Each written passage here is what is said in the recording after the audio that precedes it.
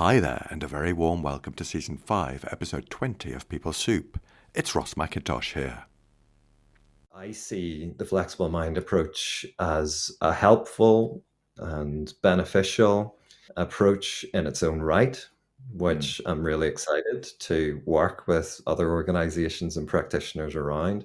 And I also see it as a vehicle to really enhance awareness around the importance of balancing those opportunities to develop performance and sustain well-being. So a more sustainable approach to high performance living. Yeah, I'm hopeful that in addition to the flexible mind approach itself, the book and the work that we're involved in also serves to really enhance understanding about ways of finding that balance. Hey Supers, today I continue my chat with Professor Ross White. Ross is the Research Director of the Doctorate in Clinical Psychology programme at Queen's University, Belfast. As well as being an expert in global mental health, he's also an author and was the lead on a book called Acceptance and Commitment Approaches for Athletes Wellbeing and Performance, The Flexible Mind. And that will be our focus for today. So in this episode we dive into the book, starting with my review and then continuing with an exploration of the collaborative development of the key messages. We talk about his hopes for the book and what else he's got in the pipeline. We finish with Ross's takeaways, which are beautifully expressed and very useful. You'll find all the links you need in the show notes, and that includes the session guides to accompany the book and how to sign up for Ross's monthly 5 to Thrive newsletter, which is an essential read.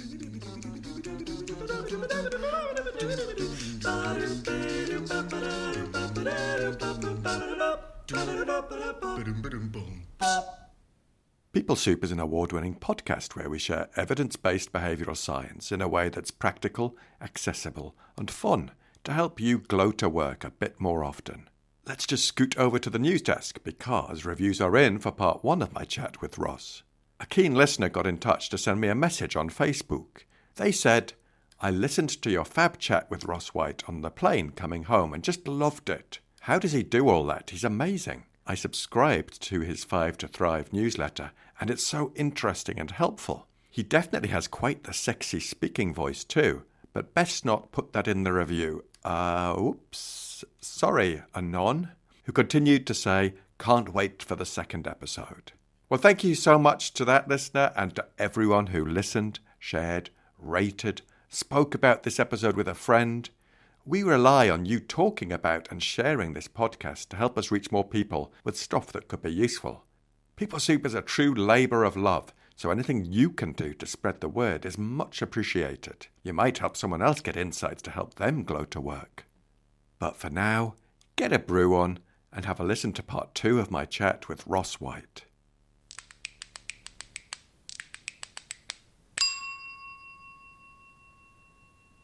I really want to dive into your work with athletes and your book, Acceptance and Commitment Approaches for Athletes Wellbeing and Performance, The Flexible Mind. We've talked in part 1 about your motivation for this and that intersection between psychology and your interest in sports. But I thought what I might do is just start with a little review of the book, if I may. So let me read out my notes here. The Flexible Mind approach was created by world-leading experts in psychology and sports science, and it truly meets the sports person where they are. For me, it really makes the behavioural science accessible, practical, and useful, adopting that incremental growth approach to support the athletes in developing new perspectives and habits. And it emphasises the stance for those delivering the Flexible Mind approach to be one of living the approach, one of flexibility, responsivity, and authenticity, where the trainer or the coach is led by the client and their context. So I think it's a superbly crafted piece of work. So thank you to you and your co-authors. I love the pod approach and the emphasis on workability. And for the listeners, the pod approach is the P is being present, the O is being open, and the D is doing what matters. So hats off to you all. I'm so glad this book is out there. And for the listeners, as well as the book, there are, hang on a sec. Session guides. That's the word I was looking for. As well as the book, thank you, Ross, there are free session guides to support people in introducing the flexible mind approach to athletes. So that's really generous of you as the authors and the publishers to do that and to make it accessible, because I think that does give a really nice introduction and framework to the stages of the approach and how we can best support athletes using behavioral science. So I'm just super glad it's out there, and I really wanted to dive into it with you. Well, thank you for the warm words. It's always interesting to see how this lands for people, and yeah, it's been great to get it out there. And the book is published by Palgrave, and it's part of what's called the Springer Link collection. So if you're part of an academic institution or an organization that holds that institutional license for Springer Link, you can download the PDF of the book for free. But because it's an educational publisher, it does mean that whenever you're then trying to buy the book as a member of the public, it's a little expensive. And to help address that issue, we set up the Flexible Mind webpage, www.flexiblemind.co.uk, where people can go and access those 7 session guides that, as you say, are free to download. There's audio files of some of the exercises and strategies that feature in the book that people can use and have access to. So we were very keen to make sure that people could access it and could use it. It's there to be used, and we wanted to ensure that there weren't barriers or blocks. And that's part of the ACT way, right? You know, the Association of Contextual Behavioral Science is a great community of practitioners, and I've benefited enormously from people's willingness to share their work. So it's just passing that forward. And how did you conceptualize the approach in the book? Because as I said in my review, I really think you meet the athletes where they are. You really perceptually put yourselves in their position, and then maybe their skepticism, the what's in it for me. I think you really do address that in the way it's written and structured. We are lucky to have a real mix in the authors. You have a couple of clinical psychologists, a sports scientist, and a couple of sports psychologists.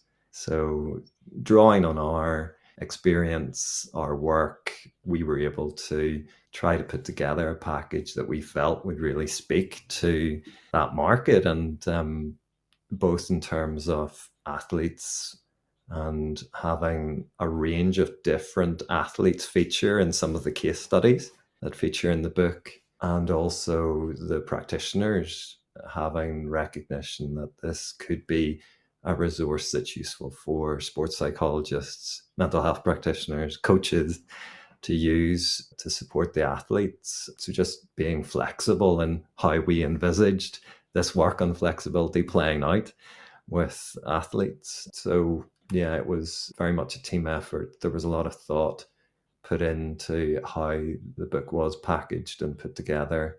We also wanted to really give a nod to the evidence base behind acceptance-based approaches in the context of sport. So I think the second chapter in particular is quite focused on some of that science that sits behind the approach as well.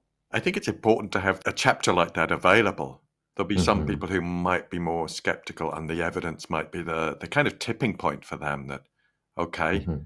I can now fully engage with this. I think some people will just naturally go, bring it on. I don't need chapter 2, but some people need that sort of reassurance and to really understand the sort of reputation or the pedigree of what we're doing. Yeah, and it's also a call for further research as well. So it's going to be important moving forward to evaluate the flexible mind approach more, and to do other work really to ensure that we're developing it further and being responsive to some of the feedback that we get in relation to it as well. Now, you talked about the mixed perspectives of you and the co-authors. How did you assemble these authors? Were these within your existing network, or was it?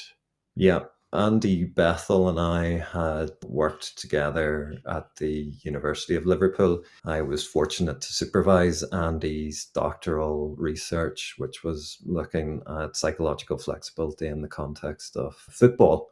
And his project was great to be involved in, and many of the ideas that came into the book were through conversations with Andy. I had also been involved in supervising Stephen Leckie's PhD research, which was looking at psychological flexibility in elite level rugby. And Victoria Pimprazi was a co-supervisor on that project, and her expertise in sports science, the conversations that we had as a group really were fundamental as well to the book. And Lewis Charnock, sports psychologist working at Everton Football Club. So again, I was fortunate to have connection with Lewis during that time, and like-minded people with different perspectives coming together.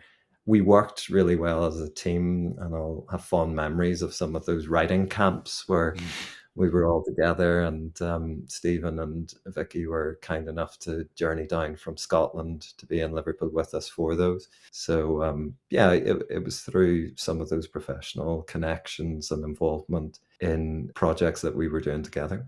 And how's it landed with these sports communities?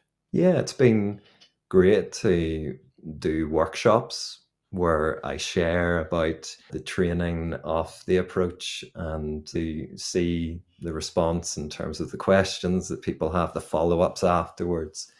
So there's interest, for example, from national football associations who are keen to use this with the international squads that they're working with. So I'm looking forward to developing those ideas a bit further.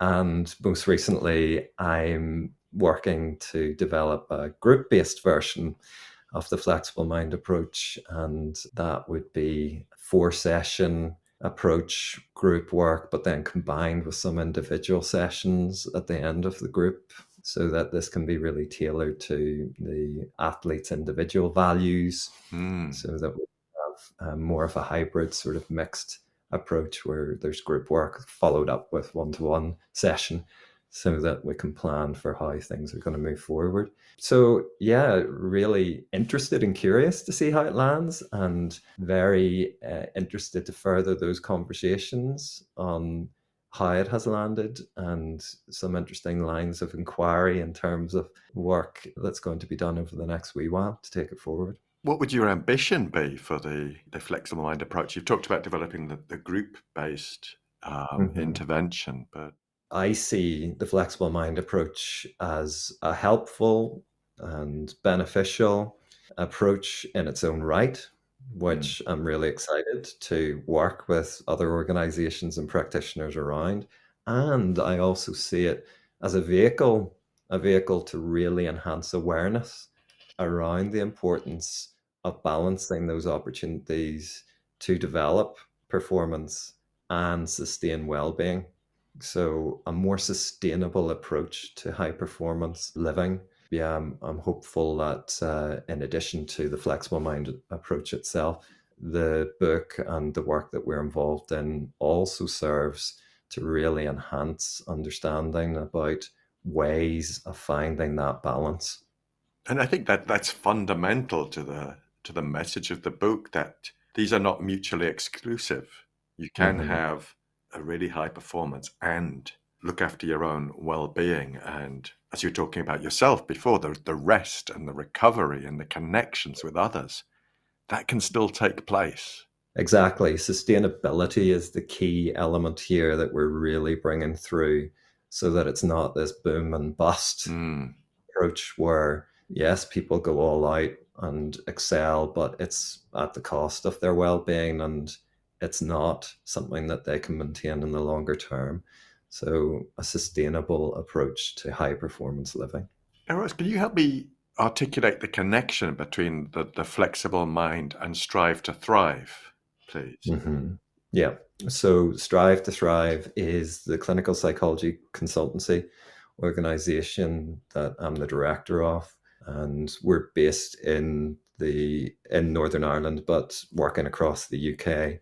It delivers training, delivers one-to-one work to support individuals, delivers group-based Mm. support as well. And yeah, there's opportunities to deliver supervision for practitioners as well. And that's an element of my work that I really enjoy too. So Strive to Thrive, yeah, clinical psychology consultancy business. And the flexible mind is one of the approaches that we use in the work that we do. Yeah, Strive to Thrive, the organization, flexible mind, the approach, one of the approaches that we use in the work, Mm. depending on what the requirements of the clients are. Sure. Thank you. That's super helpful for me to position it in my mind where how they connect to each other. And what's in the pipeline? You have any other things that you can share with us yet, or is Yeah, I'm working obviously on a monthly basis to produce the newsletter, the Five to Thrive, and very committed to growing the readership. It's been lovely to see the response and the subscriptions coming through. So hopefully we'll be able to include the link for the sign up to the newsletter so that people can get that delivered into their email inbox. I'm also writing a book at the moment, and the manuscript needs to be delivered by November of this year. So very much got my eyes down and doing writing around that project. So I can't say too much about that at this stage, but watch this space. And I think it's fair to say that it will be developing ideas related to the flexible mind approach. And quite excited and looking forward to getting that out there too in due course. mm, exciting? We'll have to get you back on when that lands. So just to say a little further about that, that whereas the acceptance and commitment approaches for athletes' well-being and performance book that was published by Palgrave is very much directed towards practitioners Yeah. and helping to guide them in the work that they do. This book will be intended for a much broader readership, so that people, athletes, members of the public can take that up themselves and read it for themselves and get the benefit of it that way. So you continue in your mission to make this accessible for different audiences, whether it's those who are in a refugee status situation, whether it's athletes, whether it's those delivering interventions to athletes. Super to hear about this. And how do you find, because this is a real personal question for me, but how do you find introducing elements from compassion-focused therapy to elite athletes? Because I try to weave it into my approach with Mm-hmm. leaders and organizations, and sometimes it's kind of a bit of trial and error, to be honest, but sometimes it lands pretty well. Sometimes it goes, bleh. People Mm-hmm. start to talk about the soft stuff or the fluffy stuff, and I'm like, oh, no, I'm off the mark here. But have you had any insights on that? Yeah, I think it's important to be sensitive to the context, and to get a sense of frames of reference that might exist that you can help to convey this important work through.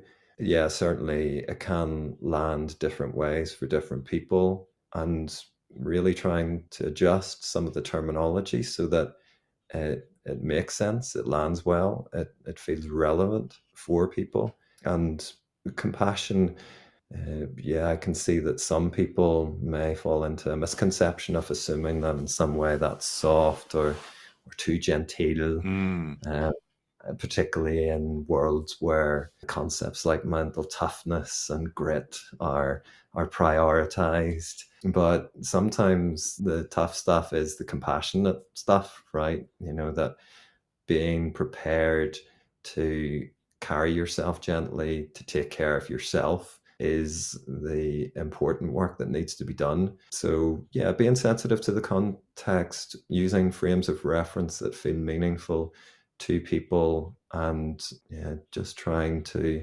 ensure that people can get on board with the importance of compassion focused work. So, you know, what is compassion? Well, it's being able to empathize So to recognize that there may be some difficult emotions in play, and it's an intention to engage in behaviors that can potentially resolve some of that emotional difficulty. So both the empathy and the intention to bring about some change. Mm. And yeah, there are different approaches that can be used for that. Some of them are more formal mindfulness practices that can be tailored and tweaked for particular contexts. And yeah, I'm quite excited about that work and the opportunities that it brings. I'm conscious of using the word flexibility. It can be misconstrued or misinterpreted by people to think that I just have to be kind of a passive actor in this and accommodate things. I wonder if you could just unpack that a bit more for the listeners, Ross. Yeah, it's great that you're picking up on that. It's really important to recognize that everybody likes to think that they're flexible. And yeah, flexibility has different meanings.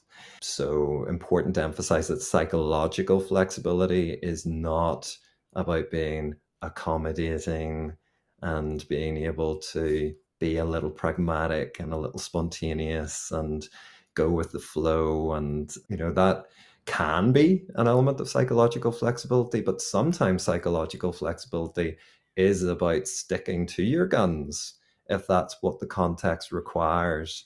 It's about saying no to requests that are made of you because you recognize it's not in the service of what truly matters to you, and you're not being authentic. You don't have that level of integrity if you comply with those requests. So yeah, flexibility can sometimes be misunderstood, and what we're actually talking about here is people's ability to have difficult thoughts and feelings and still do the stuff that matters to them. And that's where the pod of psychological flexibility comes in. P for being present in this space and in this time, even though you may wish to transport yourself somewhere else. Being open, which is about recognizing that our mind is a story generating machine that we can get hooked by, and being willing to make space for the strong emotions that can show up with those stories, and then do what matters, explore what your values are, which values you would freely choose to influence how you live your life, and commit to actions that are consistent with those values. Blimey, I don't think I've ever heard that put so beautifully, Ross. And it's superb how that question around flexibility led to a takeaway. I would say that's an amazing takeaway for our listeners. And Ross, I wonder if you've got any additional takeaway. Of course, I would strongly encourage all the P Supers to subscribe to the newsletter, and again, the link will be in the show notes. But any other reflections for our listeners? Well, I think an important takeaway that I would like the listeners to really take from our conversation today. I'm grateful to have had the opportunity and the platform to speak to your listeners. It is that we do place so much emphasis on achieving that it can come at the cost of our well-being. And in those efforts to stand out from the crowd, we can lose sight of who we really are and what matters to us. And it doesn't need to be that way. We can excel and feel well. Those don't need to be mutually exclusive. And that psychological flexibility is, I think, a key ingredient to that. It can really help us to develop from being one trick ponies to horses that can thrive on many courses. And I hope that the listeners will be interested enough to learn more about psychological flexibility and the difference that it can make for them. Ross, thank you so much for coming on the show. I am honored and in awe to be part of the Ross/Roscoe Collective. And I'd just like to thank you for your generosity and what you've shared, your openness and your clarity of thinking, which has really shone through for me. And yeah, thank you so much. Pleasure. Thanks for the opportunity. And I just wanted to just say I'm a bit jealous too, because people often say, "Oh, Ross, you've got such a relaxing voice. You've got a great voice for podcasts, yada yada yada." And I think you've outdone me, man. I think you've knocked off my crown. I'm honored that you think so, but I reckon you'd still be a better singer than me. Oh, well, maybe at a future conference we can have a bit of a sing-off. Oh, the deal has been struck. Oh, crikey. Karaoke, here we come. What have I said? Right, there it is. It's out there, folks.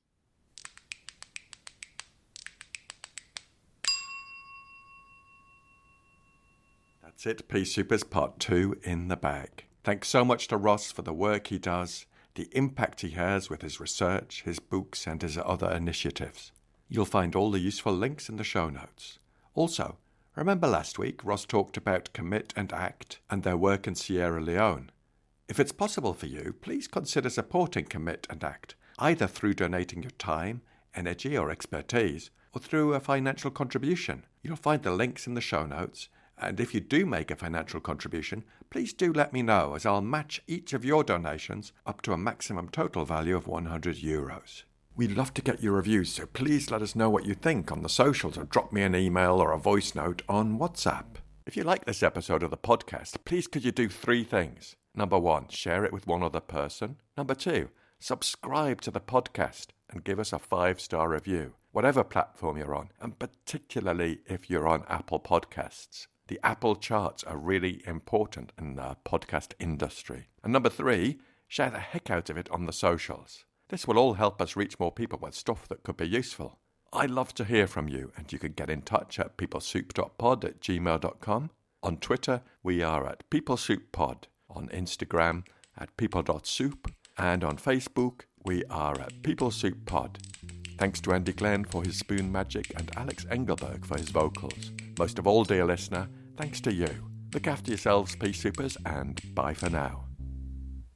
Brilliant. Thank you. I'm really chuffed that you asked me to be part of it. I've been a big admirer of the work that you've been doing, and yeah, kudos to you for continuing to invest in this and to see it doing so well. It's brilliant.